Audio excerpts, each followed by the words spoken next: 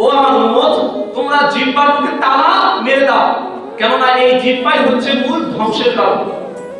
কেননা আপনার যদি জিহ্বা যদি না থাকতো, আপনি অন্যের এই জিহ্বা দিয়ে আপনি অন্যের গীবত করেন, আপনি অন্যের সমালোচনা করেন। এই জন্য আল্লাহ রাসূল সাল্লাল্লাহু আলাইহি ওয়াসাল্লাম বলেছেন যে অধিকাংশ মানুষ এই জিহ্বা এবং লজ্জা স্থানের জন্যই জাহান্নামে যাবে।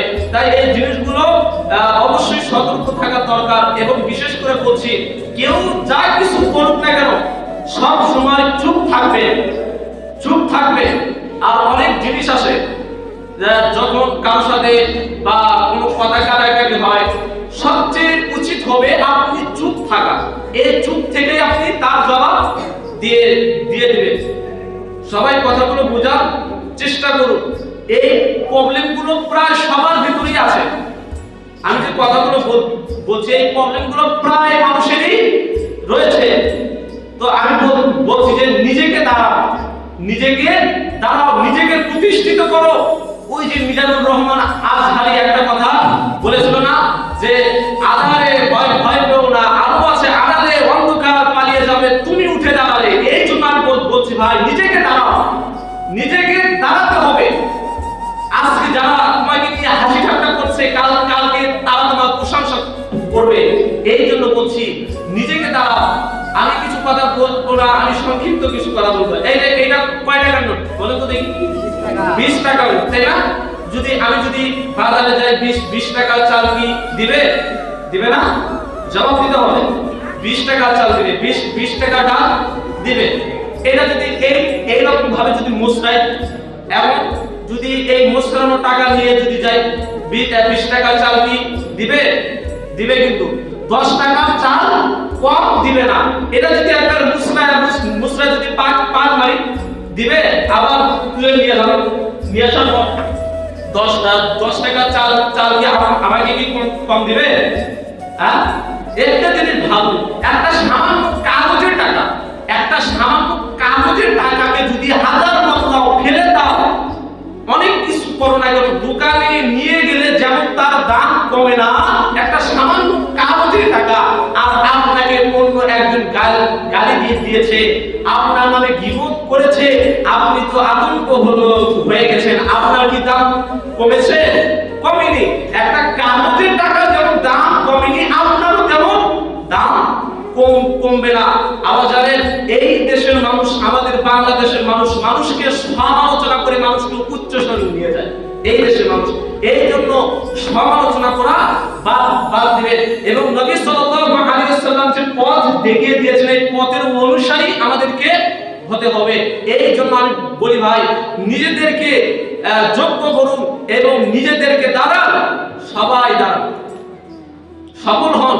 আল্লাহ তাআলা তো বলেছেন ফামা যুরজি আনিন নার ওয়া উদখিলাল জান্নাতা ফাকাদ ফাজ।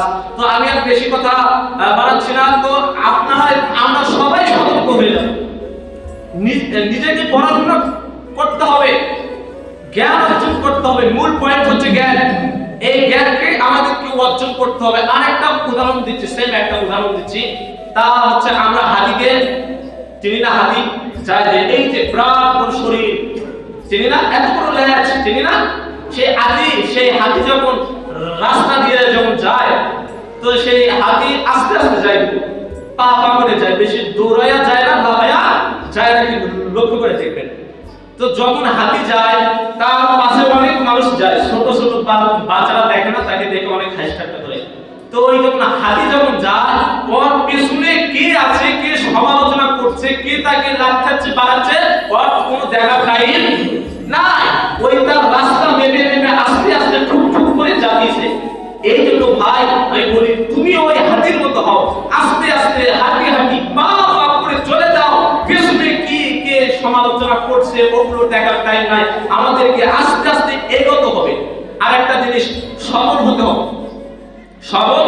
কেউ একবার সফল হয় না, আস্তে আস্তে সফল হতে হয়, আস্তে আস্তে সফল হতে হয়। আপনাকে কেউ সিঁড়ি বানায়া দিবে না, আপনাকে নিজেকে সিঁড়ি বানিয়ে দিতে হবে। এই দেশের মানুষ, আমরা যে থাকি না, এই থাকার জায়গাটা মানুষ দেয় না, আমাদেরকে নিজেকে থাকার জায়গা করে দিতে এই জন্য বলছি কারো সমালোচনা করো না এবং আল্লাহ ভীরু হও। আল্লাহ সুবহানাহু ওয়া তাআলা যে পথ দেখিয়ে দিয়েছেন সেই পথে পরিক্রম হও, অবশ্যই তুমি সফল হবেই ইনশাআল্লাহ তাআলা। আর সফল হওয়ার আরেকটি বড় মাধ্যম হচ্ছে বিশ্বাস। মনোবল কখনো হারানো যাবে না, নিজের মনোবলকে চিরস্থায়ী রাখতে হবে যে আমাকে এটা হতেই হবে ইনশাআল্লাহ। তুমি একদিন তাই হবে যে এরকম ভাবে ওই যে একটা ভাই, কোন যেন একটা ভাই একটা হাদিস বলো না, ইন্নামাল আমালু বিনিয়াত বলো না, একটা হাদিস কিন্তু বলেছে। তো এই হাদিসটা এই যে যত গ্রন্থ আছে বড় বড় সিয়াসিত্তার কিতাব বলা হয়, যত বড় বড় গ্রন্থ রয়েছে বুখারী, মিসকাত, আবু দাউদ, নাসাই, তিরমিজি, ইবনে মাজাহ, যত বড় বড় কিতাব রয়েছে এই বড় বড় প্রথম যে অধ্যায়টা রয়েছে তা হচ্ছে প্রথম যে হাদিসটা নিয়ে এসেছে তা হচ্ছে ইন্নামাল আমালু বিনিয়াত। এই নিয়তকে পরিশুদ্ধ করতে হবে, নিয়তকে খাঁটি করতে হবে যে আমি এটা হবেই হবে ইনশাআল্লাহ। দেখবেন যে আল্লাহ তাআলা আপনার ওই জিনিসটা পরিবর্তন করে দিবেন ইনশাআল্লাহ তাআলা। আল্লাহ সুবহানাহু ওয়া তাআলা যেন আমাদেরকে যেন সবাইকে যেন বুঝতে করার তৌফিক দান করে দেয়, আল্লাহুম্মা আমিন। আল্লাহ সুবহানাহু ওয়া তাআলা যেন সবাইকে যেন পরিপূর্ণ যেন যে জ্ঞান অর্জন করবে এবং তার অনুযায়ী যেন আমল করার তৌফিক দান করে দেয়, আল্লাহুম্মা আমিন। এর পর্যায়ে আলোচনা নিয়ে আসতেছে মোহাম্মদ আব্দুর রহিম, নবম শ্রেণীর ছাত্র। নবম শ্রেণীর ছাত্র